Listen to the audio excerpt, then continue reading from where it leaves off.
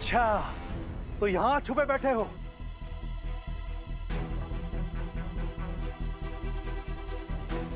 तो अकेले नहीं हो, पूरा का पूरा चोरों का दल है। अरे कैसा दल? भागो।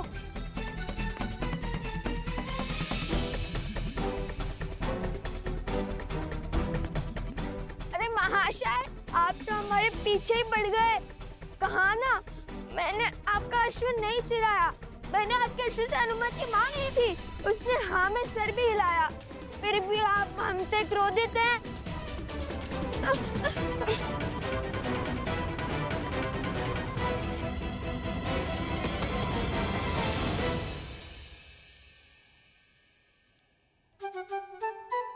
तुमने उचित नहीं किया कुश। किसी और की संपत्ति को बिना अनुमति के। भैया, अश्व का स्वामी भले ही व्यक्ति था, किंतु स्वयं अश्व भी तो स्वयं का स्वामी है। मैंने उससे पूछा था और उसने हाँ में सर भी हिलाया था। राजकुमारों को कब से अनुमति मांगनी पड़ी? क्या? अर्थात ऋषि कुमारों को। राजकुमार हो या ऋषि कुमार, अनुमति तो लेनी ही पड़ती है। अब तो सैनिकों के साथ उस अश्व के स्वामी से भी छुपना पड़ेगा। पूरा मिथिला पीछे पड़ गया हमारे।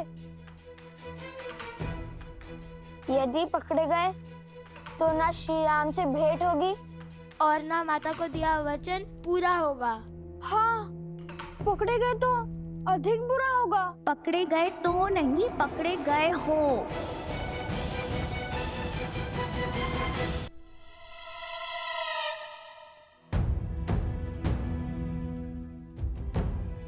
देवी आप? यहाँ कैसे? मिथिला वासी हूँ, चप्पा चप्पा के आता छिपने का।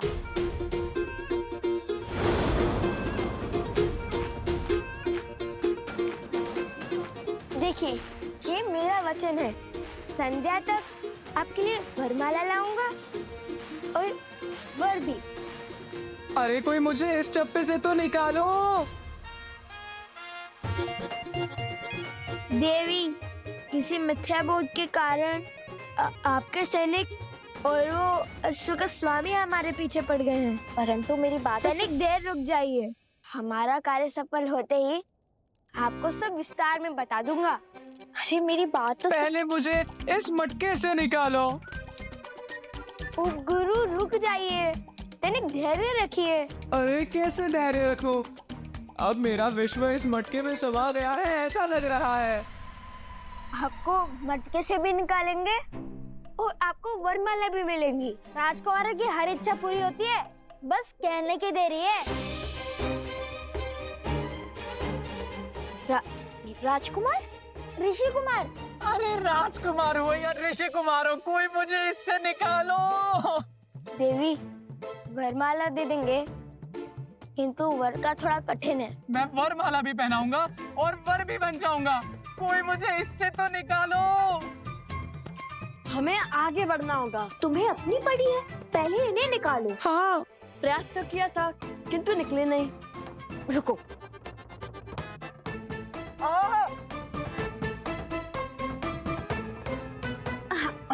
अच्छा बैठो बैठो।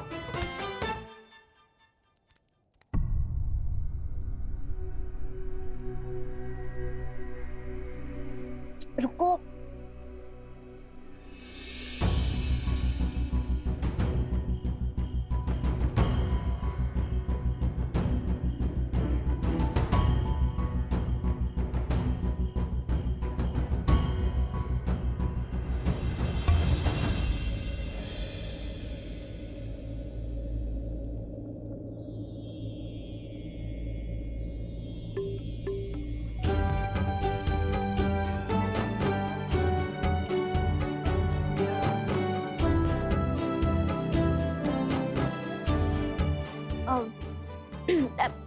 ऐसे क्या देख रहे हो? क्या मैं राक्षसी लग रही हूँ? अरे नहीं नहीं, ऐसी बात नहीं है। तो फिर कैसी बात है? अरे लज्जा आ रही है इन्हें। वो कभी इतनी सुंदर स्त्री देखी नहीं है ना। उन्होंने स्वयं कहा था वर भी है और वरमाला भी पहनाएंगे। यदि आप वरमाला पहनाएंगी तो मना नहीं करेंगे, है ना उपगुरु? तो क्या विचार है आपका उपगुरु? मिल गए।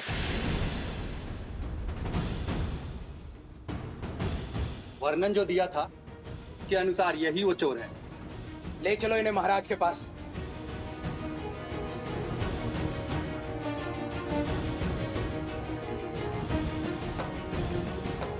ऐसा साहस मिथिला के पुजारी, त्रिकाल के जमाता, वास्तव में समस्त मिथिला के जमाता है।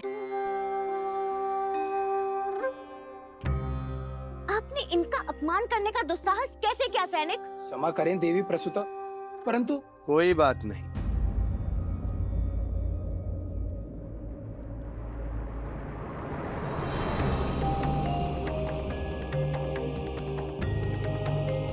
पिताश्री,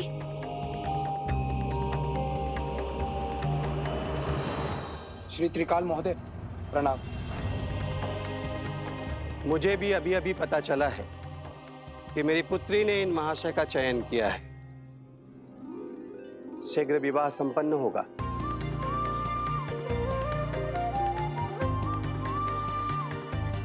जाइए जाइए, उन तुनीर चोरों को कहीं और खोजिए सैनिक जी। अवश्य। पुत्री,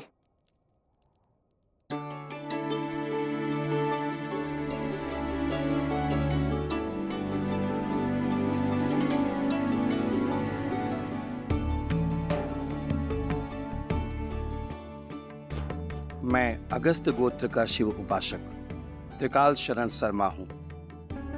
और ये मेरी पुत्री प्रसूता है।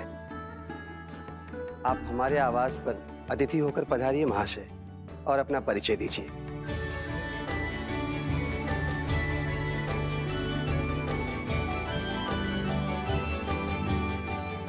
मैं भरद्वाज गोत्र का वैष्णव सोमकरण हूँ, और ये मेरे भ्रातृश्री अवस्थरा है। मैं उनकी ओर से अपने विवाह का क्षमा करें, अपनी ओर से इनके विवाह का प्रस्ताव। सुनो सुनो सुनो, मिथिला के जमाता, अयोध्या के महाराज श्री रामचंद्र के स्वागत में कल प्रातःकाल भव्य उत्सव होगा। उसके पश्चात संसार भर से धनुर्धारी आके अपनी कला का प्रदर्शन करेंगे। अब सब शुभ होगा, और कल श्री राम से भेंट भी निश्चित है। हाँ भैया, कदाचित माता सीता भी उनके साथ हो।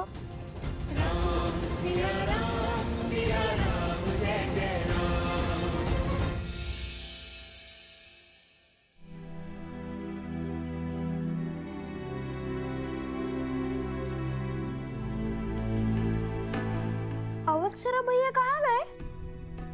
राजकुमार लव, राजकुमार कुछ भी नहीं है यहाँ।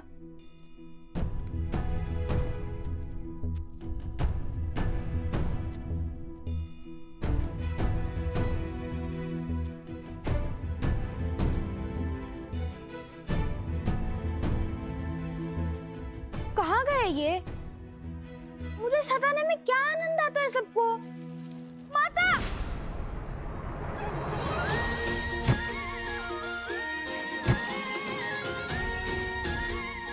टोकरी के भीतर छुपने का छल अच्छा है। और मिथिला हमें तुनीर चोर समझती है, इसलिए तुम हमसे तनिक दूर ही रहना। वे नहीं जानते कि तुम हमारे साथ हो। हाँ, उपगुरु अवत्सरा वरमाला बनाने के पुष्प लेने गया है प्रसूता के साथ। तुम भी जाओ और विवाह की तैयारियां करो। हम स्पर्धा जीतकर अभी आते हैं। किंतु मुझे भी श्री राम से मिलना है। उनसे मिलने का अवसर मैं कैसे छोड़ दूं? जिसके भाग्य में जब उनके दर्शन होंगे वे तभी उसे मिलेंगे। हाँ, किंतु ठीक है, चलो, किंतु अपनी टोकरी की व्यवस्था स्वयं कर लेना।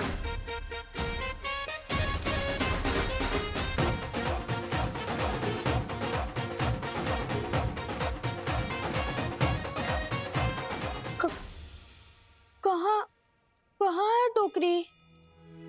अरे, यदि मुझे कोई पहचानता ही नहीं तो मुझे छुपने की क्या आवश्यकता है? मूर्ख बना गए मुझे।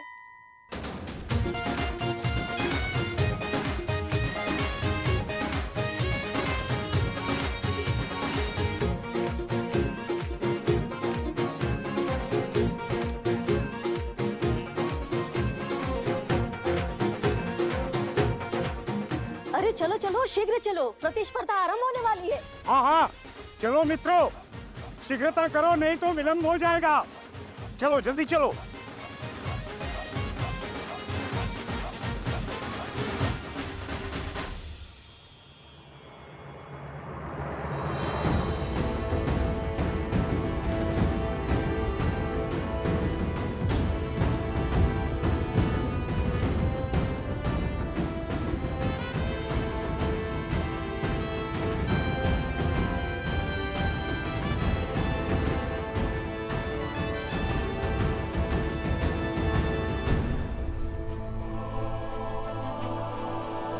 कदाचित किसी कुमार में सीता की बस एक झलक दिख जाए।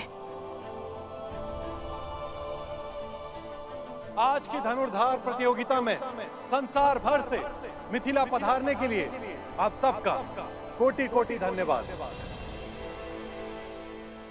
शीघ्र ही मिथिला नरेश की उपस्थिति में आप सबकी प्रतीक्षा का अंत होगा और स्पर्धा का आरंभ होगा। मिथिला नरेश महाराज जनक पधार रहे हैं। महाराज जनक की, महाराज जनक की, महाराज जनक की, महाराज जनक की, महाराज जनक की, महाराज जनक की। जनको मिथिलाधीशः सधर्मात्मा महेश्वरः, ज्ञानी च तपसा युक्तो धीरः शौर्यसमन्वितः, दिव्यज्ञान विभूषितः, सिद्धिसम्पन्न एव च, विदेहेष्वस दुर्लभो, लोकेष्वपि सुदुर्लभः। और आज महाराज जनक के साथ ही मिथिला की पावन धरा पर मिथिला के जमाता, रावण के मर्दक कौशल नरेश, धर्मपरायण, मर्यादा पुरुषोत्तम श्री राम के पट पड़ रहे हैं। मर्यादा पुरुषोत्तम श्री राम की शयन।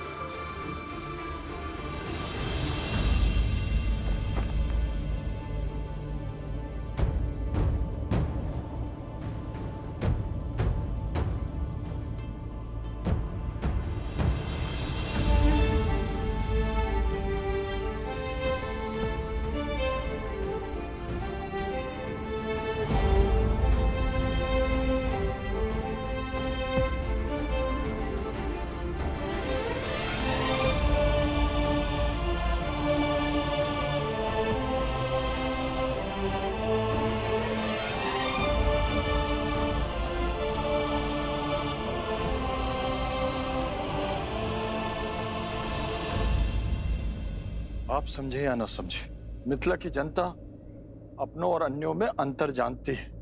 यही तो दुख है कुशाध्वज। मिथिला की ज्ञानी प्रजा भी धर्म अधर्म में अंतर नहीं पहचान पा रही। जिसने भी श्री राम को नहीं अपनाया वो धर्म से वंचित रह जाएगा। हमारी प्रजा का यह आवेश भी मेरी ही भूल है। कदाचित उन्हें आभास ही नहीं है कि मेरे हृदय में श्री राम के प्रति कोई द्वेष नहीं है, और जब उन्हें ज्ञात होगा तो संभवतः उनका क्रोध भी शांत हो जाएगा।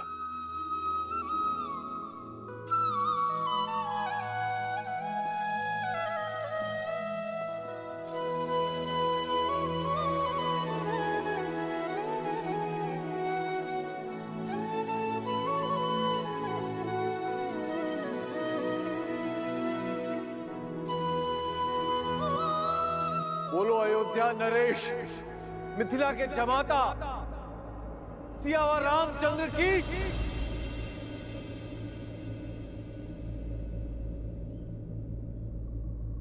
सियावर रामचंद्र की, सियावर रामचंद्र की,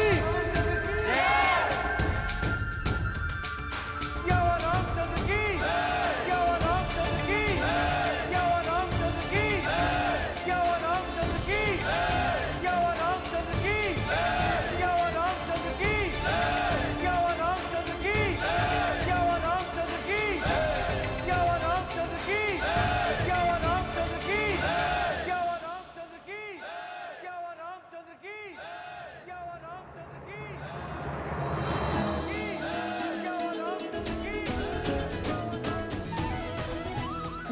श्री राम मंच पर आ गए। भैया मुझे उन्हें देखना है, शीघ्र चलिए ना। चलो।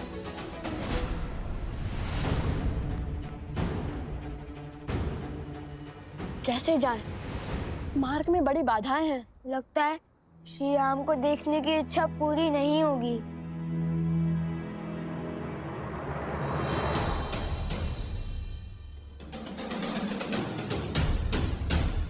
तुम्हारी इच्छा अवश्य पूर्ण होगी कुश।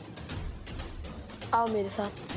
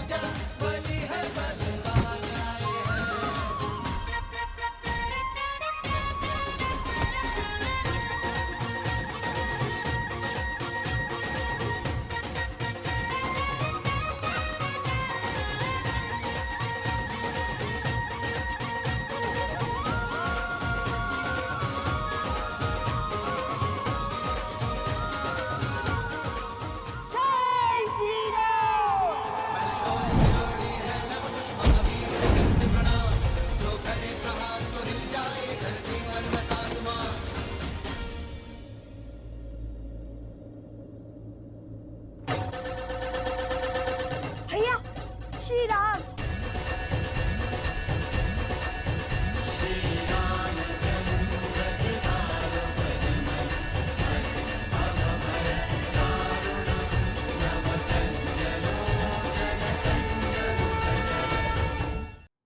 स्वच्छ के कारण श्री राम के दर्शन नहीं हो पा रहे हैं। भैया इस समस्या का समाधान अभी कर देता हूँ। नहीं कुश, ध्वज राज्य की गरिमा होती है, उनकी भावनाएं उससे जुड़ी होती हैं, और प्रहार तो शत्रुओं के ध्वज पर भी नहीं करना चाहिए कुश। स्मरण है ना माता ने क्या सिखाया था? तन को छल्ली करने से भी अधिक घातक है भावनाओं को तार तार करना। तन के घाव भर जाते हैं, मन के नहीं। हनुमान जी होते तो कितना अच्छा होता। पवन देव से कहकर इस तीव्र वायु को रोक देते। यदि माता ने महाराज जनक से मिलने के लिए मना न किया होता तो दर्शन तो क्या, अभी तक तो भेंट भी हो चुकी होती श्री राम से। किंतु तुमने उचित कहा कुश, पवन देव से कहकर इस तीव्र वायु को रोक देते हनुमान जी। हे पवन देव, भक्त को भगवान से रोकना प्यासे को जल से दूर रखने के समान है। हमने भी आपके पुत्र हनुमान जी की भांति श्री राम की अनन्य भक्ति की है। इतने संकट पार कर हम यहाँ आए हैं।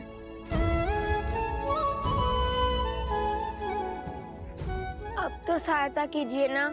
यदि हमारी भक्ति सच्ची है तो कृपया अपने वेग का थोड़ा कम करें और हमें केवल श्री राम के दर्शन का आनंद दे।